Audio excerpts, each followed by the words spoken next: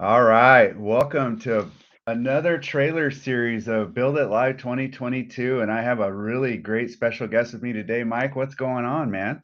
Happy to be here, Juan. How you doing? I'm doing spectacular, man. I'm really excited for the day. Obviously excited for Build It Live 2022 coming up in July 27th through 29th.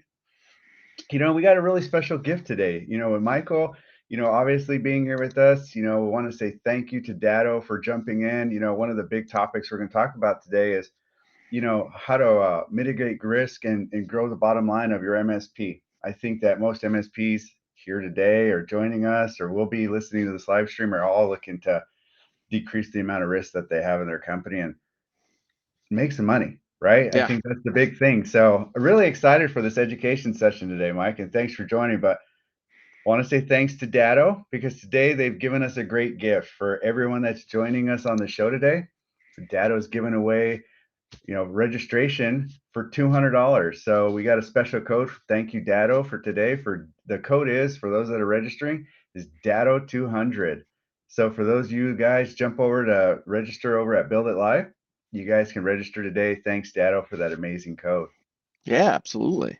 Well, Mike, obviously you've had some changes. Datto's got a lot of stuff going on, man. But for those of you that may not know you, why don't you do me a favor and just introduce yourself a little bit, bud? Yeah, absolutely. So I'm the director of business development for North America here at Datto. I've been here 7 years. Started out on the sales team, actually covered the West Coast. Moved over to biz dev, Rob Ray's team about 6 years ago. So been to 42 states at this point. Slept in my bed 8 days in April. So back to normal on the biz dev side of things. So, Mike, you were talking about Rob. Obviously, you guys have been really busy out on the road. One of the things that I enjoy is the MSP community, and you guys are so engaged with it. I've always enjoyed Datto and really giving back to the community. Again, thanks for that today. But one of the things is that when we start out our show, obviously giving back is a big thing. And so today, I know that you guys are doing another amazing thing and giving away a couple free tickets, and the way we Yeah. do that is through a trivia question.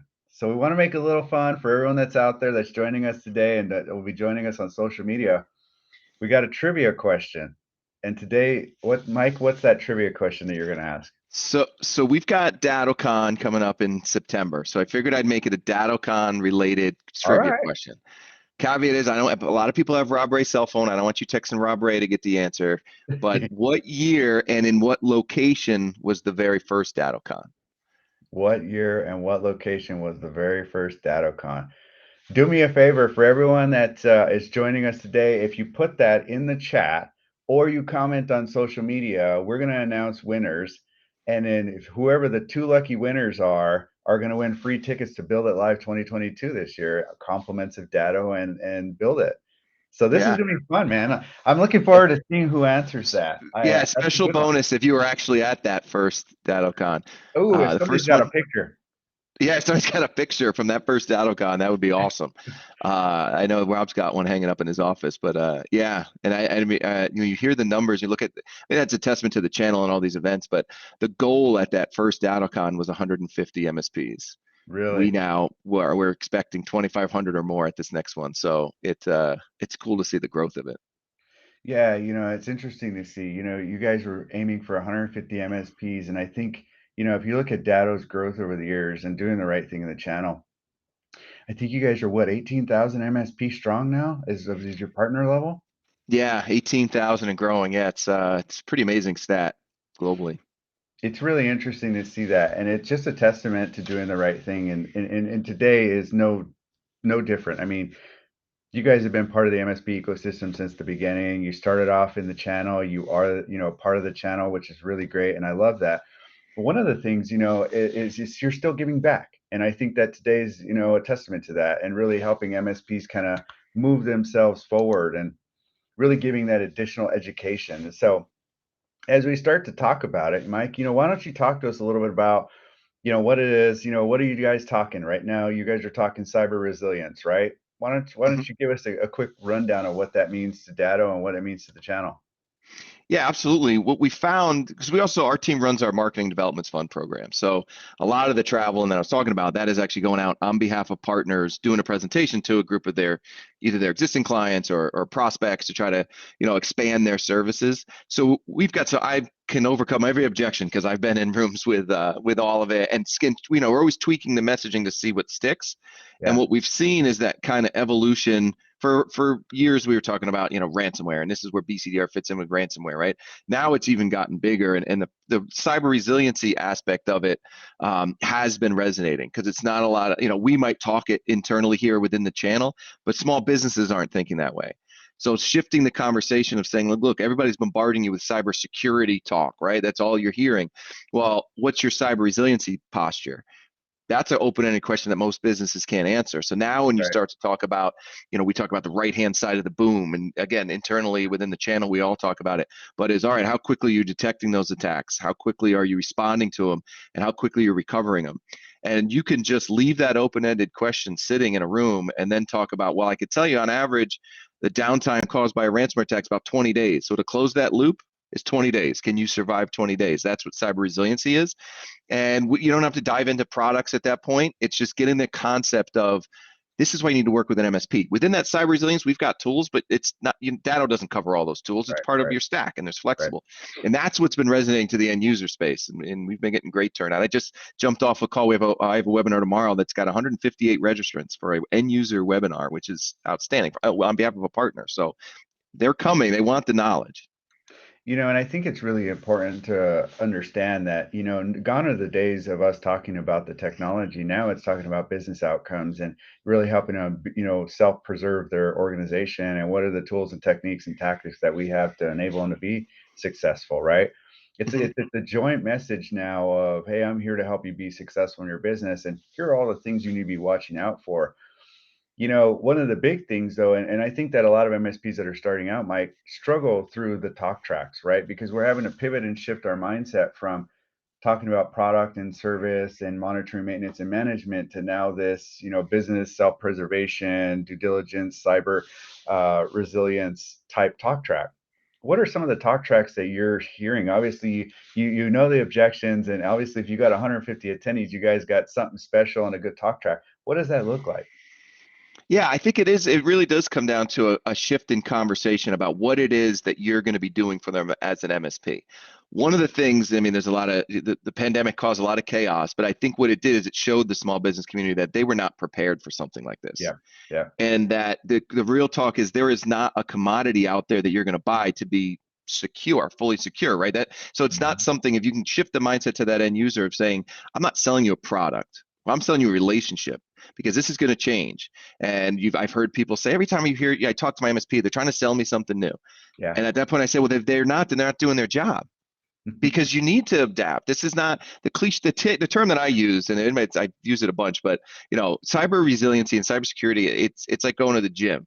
You can go to the gym and get all buff, but if you don't continue to go to the gym, it's all going to go Yeah, away. It's the same yeah, thing with security. So the mindset of a small business is, hey, I can just go. I invested in cybersecurity last year.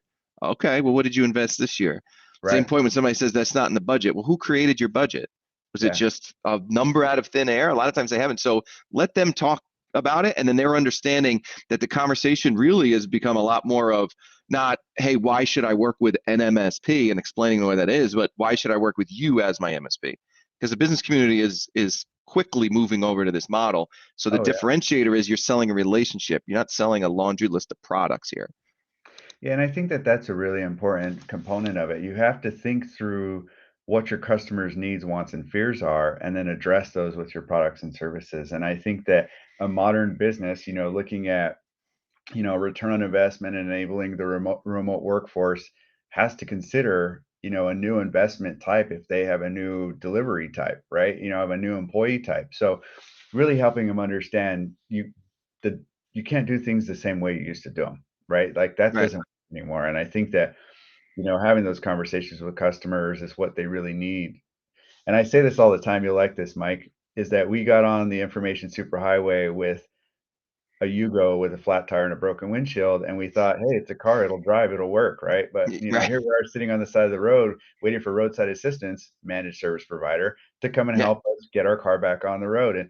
And those are the broken businesses that, there's opportunity there for us to repair those situations, but you got to educate them on the right kind of car to buy, the right, things they need, and the right products and services. And what are some of the other like easy wins, Mike, that talk tracks that maybe MSPs can be utilizing? Like, do you have anything that obviously other than the education that maybe is just like one-liners or anything like that that you might have in your tool bag? Well, I'll take a step back and I'll say one of the things that's working really well and is resonating, and a lot of these things that we've been doing events wise, is bringing in somebody from the cyber insurance space. Yep. Not because first of all, it's good. It just in terms of business development because they're going to bring their clients, you bring your clients. There's a lot of good lead sharing. They also want to have this because the folks that are working with you as an MSP, they're insurable, and they are dropping coverage. They are changing under anybody that's kind of in the space knows that. And so I always leverage that and say, look, if you want to be insurable, you have to do all these things, and it includes Right. why would you not work with a managed service provider? But even if you don't want to pay for insurance, you still should go through that exercise because as a business owner, it should scare you if a company's saying you are uninsurable, right? That Yeah. alone.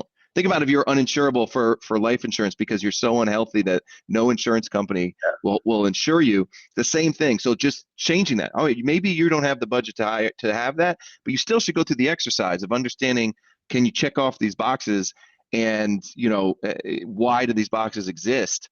Yeah. That is another piece. So this is not, again, none of this is selling a product, is selling a solution. It's saying, okay, we got it. This is your goal. You have to get to this point where at least at a minimum insurable.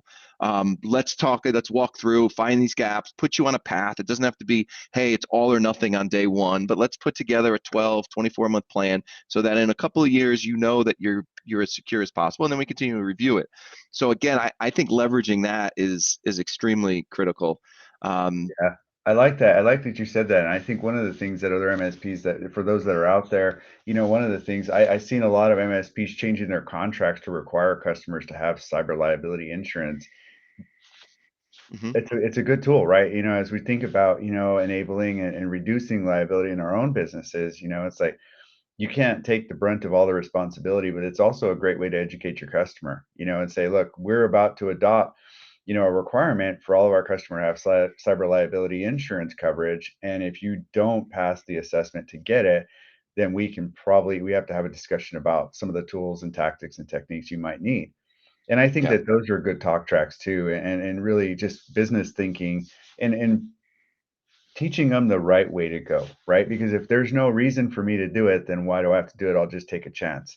We've all Yeah. been there. We've all heard that. It's never going to happen to me, right? Yo, that's the number one. That's the reason why we all exist, is because people think that, and then they have to come to us. But that is right there a sign of what I would say a mature MSP, the ability to have the confidence in your solution to say, if you don't do this, I'm either going to drop you as a client, or if you're a prospect, I can't do this. We're seeing a lot more of that in terms of as new products come out, say SaaS defense or ransomware detection, things like that. It is now becoming an opt out. It's a prescriptive style sale. It is, you need Right. to have this. You can opt out, but I'm going to need you to sign off on you opting out of this service.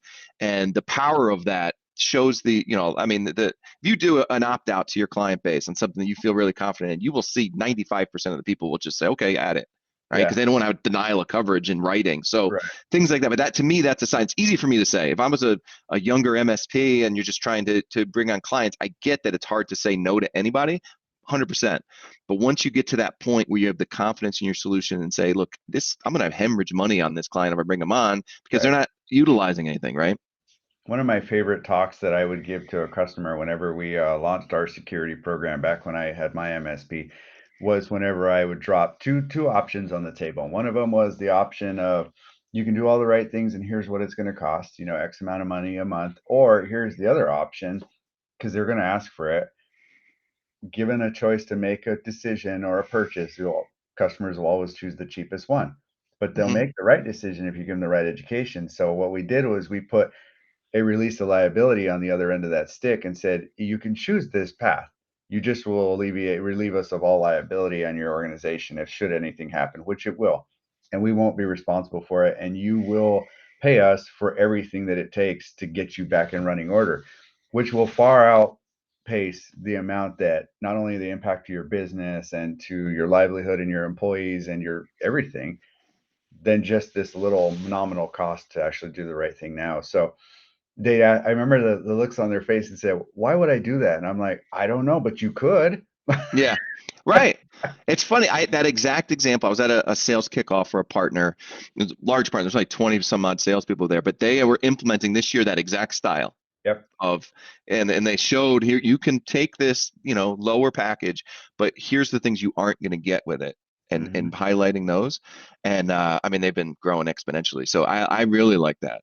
Yeah, it's a really good just food for thought. Obviously, if we're empowering MSPs to be successful today, that is a battle scar from the field right there, and a little nugget of success from not only myself but from Mike. So, Yeah. and we were talking, Mike, obviously about products, right? One of the big things, and we hear cybersecurity and we hear all these nomenclatures and all this talk around the products. What are you guys doing? Like, what are some of the things that MSPs can do, and what are the products that you guys have that are really empowering them to be successful with these talks? Yeah, I mean, if anybody that's kind of been following the acquisitions and the product releases, we've really shifted our focus to security. Yeah. And we've always felt, all right, we're a security company based on securing your data and things like that. But, as we've evolved and we've grown our stack, and you look at some of the advancements we've made on our RMM platform, including ransomware detection, to try to give you not just security, but also potentially another revenue stream, right? So our model is everything is MRR within our product stack, with the idea of that's how our partners are typically billing their clients. Your vendor should be billing you in the same regard. So us moving and putting out a business continuity product for Microsoft Azure is in response Yeah. to what the channel is telling us. So we're usually laser focused on what the community is asking for. I've been around Datto a long time. I remember going to Datto cons, and there were big, cool releases because it's fun to stand on stage and the big stage and talk about these cool releases. And then you go and you look at the adoption rate 6 months later, and nobody's adopting it. So it Yeah. might be cool technology, but if it's not solving a problem in the channel, it's not really worth it. So that we know we talk about security, and that's the main focus in the channel. As we continue we made an acquisition of BitDam and released SaaS Defense. We've got another release coming out at DattoCon this year on the security side of things. We've also, and it's not necessarily a product, but it is a differentiator. When we watch what our security, our own InfoSec team has done and how they've grown, when we brought on our Chief Information Security Officer, Ryan Weeks, who has a great talk every single Monday with other leaders and within the channel, even with direct competitors, just to talk education about security. He's grown that team out. He's got over 60 people on his team. So those aren't Wow. revenue generating folks. Those are people that Right. are focusing on security of our stuff, but also monitoring our partner base to make sure Right. they're secure. And so you take that and you start to see that clients are starting to look under the hood a little bit because they're reading stories about folks in the space getting attacked, and well, okay, why am I going to outsource you? And you guys are just as vulnerable, right? To be able to provide that type of documentation and security measures, that's the kind of investment we're making because that's what the channel needs. Yeah. And I think that it just, again, back to the testament of the alignment with the channel, right? It's just, you're listening and you're building toward, and that's always been a tip of the hat to Datto in my arena, because I've seen it, I've watched it, I was part of it. I watched, when you guys made all the acquisitions. I was at many of them looking at the new products. I was there, geeking out with the rest of the crew, like Yeah. I'm about to go sell this, right? Yeah. So Right. Yeah. I remember being part of that whole scenario. So, and I think, from that, what are some of the products, you talked about the products, but what are some of the products and benefits that you guys are bringing via the Datto program? Yeah. So, I mean, the product side of things, I mean, look, we've got a product line that includes networking and includes business management and file protection. But it's still the bread and butter is the continuity solution, Yeah. right? Because as you talk about security and we talk about resiliency and all those types of things, as we increase our product line, we just released some updates to our cloud continuity for PCs. The timing of that happened to be perfect. We released that in 2019 at DattoCon with the idea that, hey, the road warriors like me need protection as well, image-based virtualization capabilities. And then the pandemic hit and it exploded. It was right Yeah. time, right place, right? Same with the explosion into Microsoft 365. The numbers went up. We've had backup products for that. for a long time, and we made an acquisition at the right time for protection side of things. So SaaS defense has been another piece. But ultimately, when I think about anything, is there's three main pillars, right? First, this product's got to work. So we make sure that it's ready for prime time before we release it. The Datto continuity for Microsoft Azure was in the works for a year plus, Mhm. 2 rounds of beta testing and all these different types of things to make sure that it was ready instead of just rushing to market with it. So is it going to work? Is it going to be supported? And when I think of support, maybe because I've got my biz dev hat on, support isn't just tech support, right? Yeah. It is sales and marketing support. So I would put our MDF program against anybody in the channel in terms of what we do, the analytics we can provide, how involved we are, us sending out professional presenters to go present on their behalf. To me, that it's all encompassing within that support. We've got Market Now. It's a free marketing platform for our partners. That's the stuff that makes more sense for us to invest in on an advertising basis than Yeah. us go and buying a billboard at an airport or something like that, right? It makes more sense for us to do that. And ultimately, can you make margin off it? So with every one of our product releases, the thought is, all right, solving a problem, it's going to be easy to work with, we're going to support it, but can our partners make money off it? Everything is through that lens. And I think that's really important. I think so many things that MSPs pick up are not necessarily, they may be cool, but they don't think through, the amount of overhead that it's going to take to either implement and operate and deliver and then ultimately support it. So really appreciate you guys, clicking the easy button and allowing the MSPs to, have all that due diligence done and really think through some of the challenges that they go through as well as others. So, one of the great benefits I've always found is, the support of Datto. I think that all of us in the managed services space know and can, and just, I mean, I'll raise my hand. I know right off the bat when I think about companies that have great support, I know there's ones that don't have great support, right? And so you guys have done a lot of work to make sure that your support is 100%. I've always enjoyed my relationship, and I think that that's one of the big things that you guys do have is support. Yeah, it's always been a key component. And even back in sales, it was such a differentiator for us to say, hey, we've got US based 24/7, 365 support. You pick up the phone, you're going to talk to somebody in Norwalk or you're going to talk to somebody in Rochester, right? And it was cool when we were back in the office, fully in the office, that I could go walk the floor in the tech support. I knew their names. And I like to bring out tech support people to events as much as possible because, it's a tough gig being in tech support, right? And you're putting out fires and all this stuff. And it's good for them to see partners that 99.9% of them love you guys. They don't Yeah. get to hear that. Not a lot of people go back. And I actually brought a guy who's been with Datto. He's actually went to orientation with me. So he's been 7 years, and I brought him to the Robin Robbins event out in Nashville. And there was a partner that recognized his name tag and says, I remember you. You saved my butt on this occasion. And it was amazing. So, I mean, to understand that there's a relationship there with our tech support, you're not just talking to somebody that you'll never talk again. Yeah. I think that's important. So, yeah, on that support side, it's critical. I mean, that's been, again, an investment that makes sense for us. When I see our new hires every day, there's always people in tech support being hired because Yeah. we continue need to expand that. It makes sense for us financially to do that, right? To Yeah. make an investment, even though you might not think of them as being revenue generating, it is because it's a differentiator. It's an Mhm. investment into our product. It's always been good. You guys have always done that. I remember you guys bringing out tech support people back when you bought the network platform, and I Yeah, geeked out with a bunch of the tech guys and was like diving into the product and trying to ask lots of questions about it and asking every hard question I possibly could. So I love that fact that you do that because not often many people expose their internal teams to yeah. customers, right? I It's ask like, for one on every one. Yeah, every one of my events, I ask for somebody from tech support. so hey, let's talk about this trivia question. I don't see that it's been answered 100% yet. We're gonna let it run through the day here and run it on social media too, so we can get a few people. But Mike, what was your trivia question of the day today? So the trivia question in honor of your event, in honor of our DattoCon coming up in September, is when was the first DattoCon and where was it held? Where was the first DattoCon and when was it held? I'm still thinking about it, and it's gonna bother me for a while now, and I can't win the tickets, but I can't wait for the answer. So Yeah, we'll announce it at the end of the day today, and 2 lucky winners are gonna get some free tickets to come to Build It Live 2022 here in Jersey. So yeah. Mike, one of the things here, obviously you guys have done such a great job. You guys are in the community. You guys do a great job of sharing. You have a great support system. You're in it for the win it for the MSP, and obviously the revenue model is right. The support model is right. The education component, you guys just kill it, man. So you had mentioned you wanted to talk about some free resources, and you want to kind of, again, that giving back, that giving forward methodology you guys are most well known for. What are the resources you want to share with us today?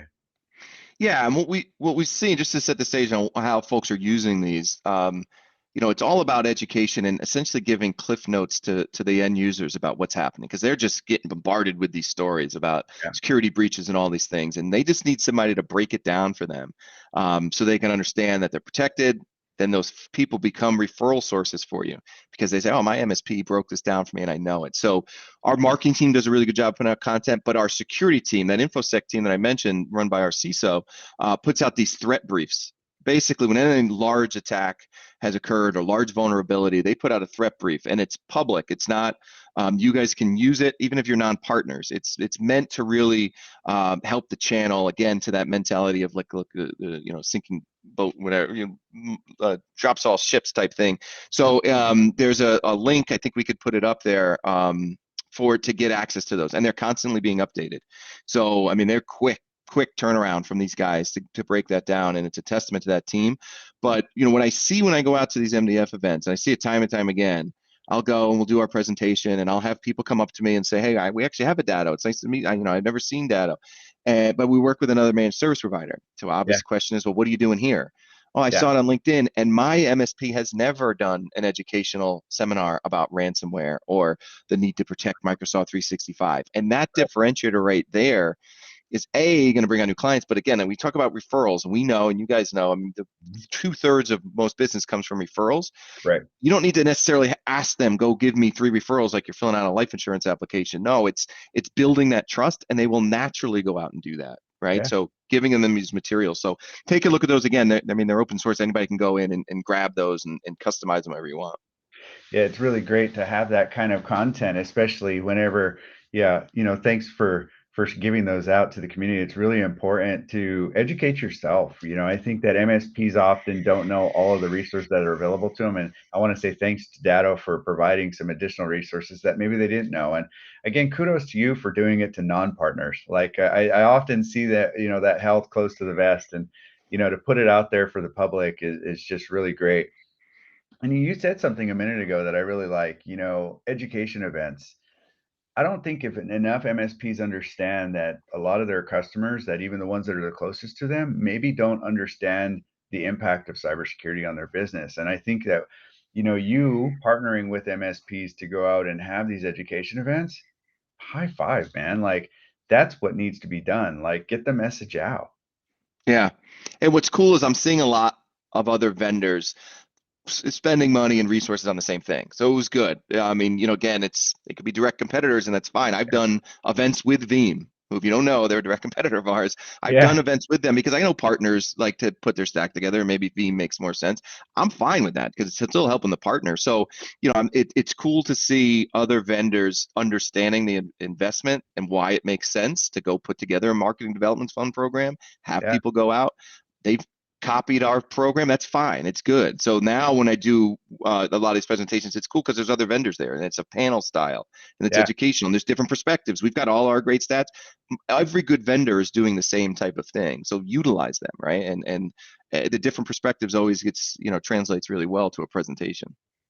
I always say, and I say this all the time, and I did this even when I had my own MSP, is put on those technology road shows, and if you're the smartest person in the room, you need to find a different room to be in, right? And so, there's no way that we can keep up with technology, and that's why you have such, great partner relationships. And to your point, you should leverage those, obviously, bringing in the specialists to actually have those conversations so that customers get all the right information, not just an interpretation of it, right? And so Hmm.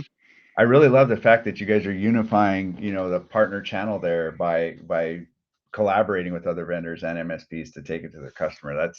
I love that. I've been saying that we all need to recognize that we all need each other. And I think Yeah. that it's really important, and you guys leading the way there. So thank you for that. But Yeah. one of the big things I see in the channel, Mike, is an opportunity for additional growth and education. Obviously, Build It Live. The reason that I'm here and the reason that I decided to come here was to help MSPs just the way you guys are. Maybe not as impactful, but definitely Build It Live is an all education event.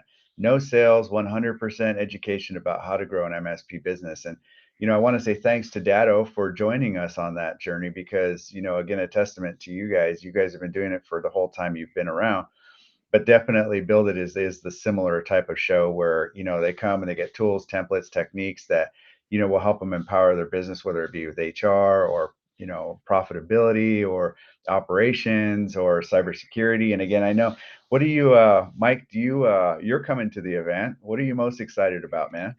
I had a blast at the last one, and it's mostly because of that format. Because look, I do all the events, and in my sleep I could do the regular data. Hey, here's all our stuff, and this is great, new features, and that's fine. It's my job, I get it. But I would much rather sit in one of these boardrooms and talk about how to go to market and selling. Yeah, Like that's a much more exciting. And I like the fact that when you give us a list of things that your members and everybody that's there wants to hear about. So at last year's event, we had two.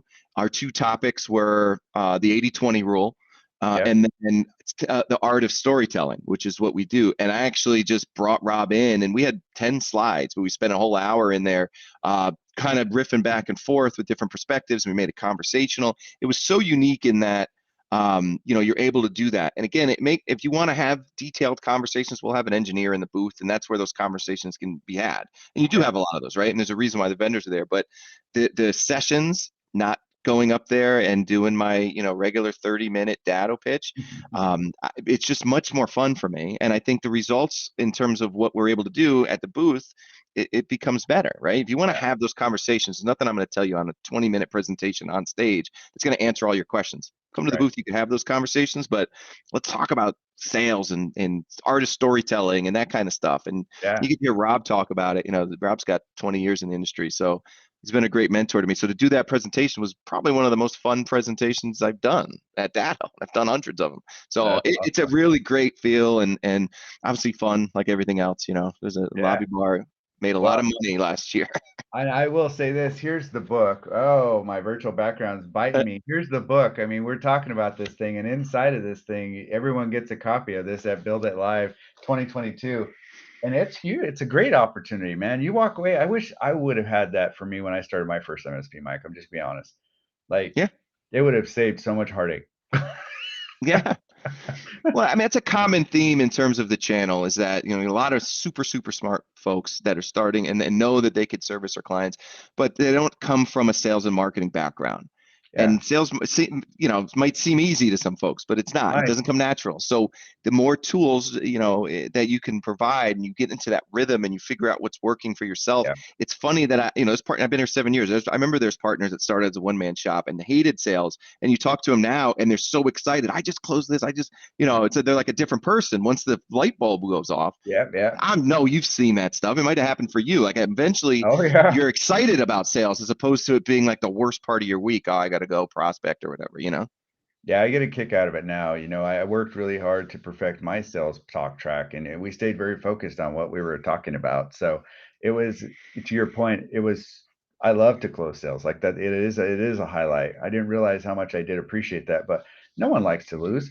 And so I Yeah. really appreciate when I Yeah. get to win. And that's what it's all about, man, is winning. So I'm excited to have everyone join us at Build It this year for July 27th through 29th. Remember, the code today for Datto is Datto200 for those of you that are registering. Again, don't forget, we got that cool trivia that's running today. Mike, do you want to give us that trivia question? Absolutely. So where was the first DattoCon held and in what year was it held? And I said, if anybody could send a picture to me, I will take you out to dinner at Build It. If Oh, you we could even show that got a you were special there. It's a surprise, man. special, I will, yeah, and there's some nice places in Jersey City. So, it's close to my town, so I know about it. So if you could show me a picture that you were there, I'll make sure I take you out to a nice dinner. Oh, now we got an additional prize, right? Not only can Yeah, you potentially win two free tickets, but a dinner with Mike would be ideal. Yeah, I'll even drag Rob with me. Oh, I'll make sure he's now there. we're talking. That's a good time Yeah. right there. The party's going there, wherever it is, I can tell you. Yes, right. Yeah. So, Mike, Awesome. obviously, as we kind of come down to a close, one of the things you've given, yeah, show Mike a picture of the first Datto event. Definitely win a dinner. We're gonna post that Yeah. on social. It's gonna be awesome. So, as we start to wrap up this, webinar today, what closing advice might you have, or anything you want to talk about that would be a good tip or trick for the day for MSPs? Maybe a word of the day. Yeah, I would put together a sales playbook for a lot Oh, of different reasons. If you're going to take a main takeaway beyond data products, beyond everything else, is to have a playbook in place because it's going to give you a focus of what you need to focus on. It's a living and breathing document. You're gonna fail, and you're gonna figure out, hey, I just tried this, it's not working. I tried this, but the bigger thing is as you grow. Another thing, and I know you see a lot of MSPs as they grow, they don't want to give anything up. It means they never get to take a vacation because they own everything. yeah, And so as they bring on salespeople, and I get to that point, and they're at the stage where I'm going to bring on full-time salespeople, it's hard to give that away right, because you don't trust that it's going to follow your process. But if you have a playbook and you say, this is how we do things here at my company, this is our culture, this is my playbook, this is what's been working, it's a repeatable kind of method. And as you grow your sales team, you actually can go take a vacation because you can trust that they will do it. I would say it's simple as that. It's beyond technology in your stack. If you want to grow, put together pen to paper a sales playbook and then evaluate it quarterly. And I'm an analytics guy, so I want to know what's working. It's not just a shooting into the sky, figuring out what's going to work.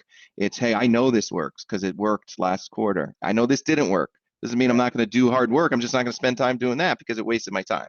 right. And I'm going to take it a step further. I think that, even an operational playbook or a support playbook, all of those things are easy bite-sized pieces. And for those of you that are going to join us at Build It Live 2022, you're going to get some of those templates and techniques to be able to build that out. So, great advice, Mike.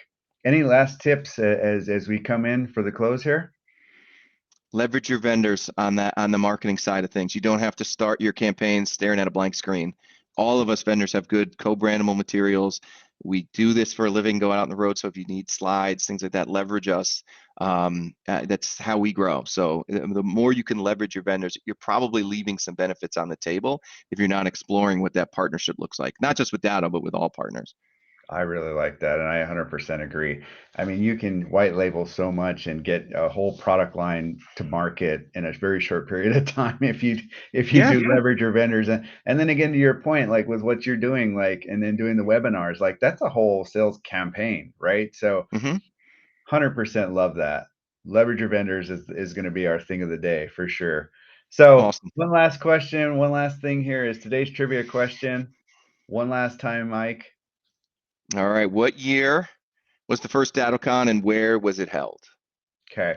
So that being said, we're going to announce two lucky winners on social today. So for those that are playing along with us now, or they're going to jump in and listen a little bit later here after lunch, definitely and looking forward to making that announcement later today.